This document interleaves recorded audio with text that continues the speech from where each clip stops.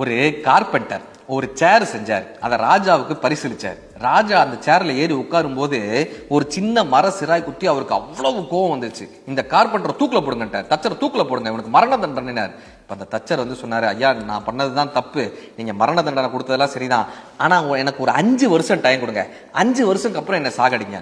எதுக்கு 5 வருஷம் கேட்டார். இந்த உலகத்துல இருக்கக்கூடிய அற்புதமான இறகுகள்லாம் நான் சேகரிக்கிறேன், ஒரு 5 வருஷம் டைம் கொடுத்தீங்கன்னா அதை வச்சு நான் சிறகுகள் பண்ணிடுவேன், ரெக்கைகள் பண்ணிடுவேன். நீங்க அந்த ரெக்கையை எடுத்துட்டு போய் உங்க குதிரைக்கு பூட்டினீங்கன்னா குதிரை பறக்க ஆரம்பிச்சிடும். நீங்க அந்த குதிரை மேலே ஏறி உட்காந்தீங்கன்னா நீங்களும் பறக்கலாம். உலகத்திலேயே பறக்கக்கூடிய ராஜாவாக நீங்க வருவீங்க. அதுக்காக எனக்கு ஒரு 5 வருஷம் டைம் கொடுங்க. அவரு 5 வருஷம் கிராண்டட் அப்படின்ட்டாரு. இப்ப அந்த அமைச்சர் கேட்டாரு, 5 வருஷத்துல உன்னால குதிரையை பறக்க வைக்க முடியுமா, ஏன் கதை சொல்றேன்னு. அவன் சொன்னா, அந்த குதிரை பறக்காதுன்னு உனக்கும் தெரியும் எனக்கும் தெரியும், ஆனா 5 வருஷத்துல என்ன வேணாலும் ஆகலாம். அந்த ராஜாவே மாறலாம், இல்ல அந்த ராஜா போர்ல சாகலாம், நானே இயற்கையில சாகலாம், ஆட்சி மாறலாம்.